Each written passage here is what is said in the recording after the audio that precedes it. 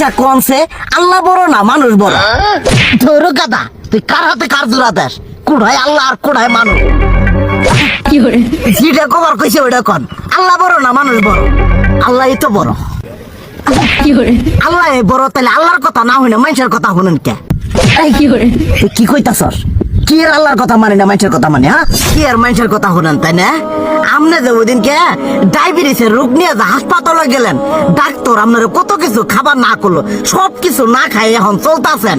তাহলে আল্লাহ যে আপনারে কইছে যে হারাম খাবার না, সুদ খাবার না, কই আপনি তো কাম কাজ বাদ দিয়ে এলাকার মধ্যে টাকা পয়সা না গায়ে খালি ওইলে দিয়েই খান, নিজেরা টিয়াও হালাল ভাবে কামাই করেন না, ওই সুদও তো না কটা টিয়া করে লাভ আহে, ওইলে দিয়ে দিয়ে চলে না, পেটটা বড় বানাইছেন।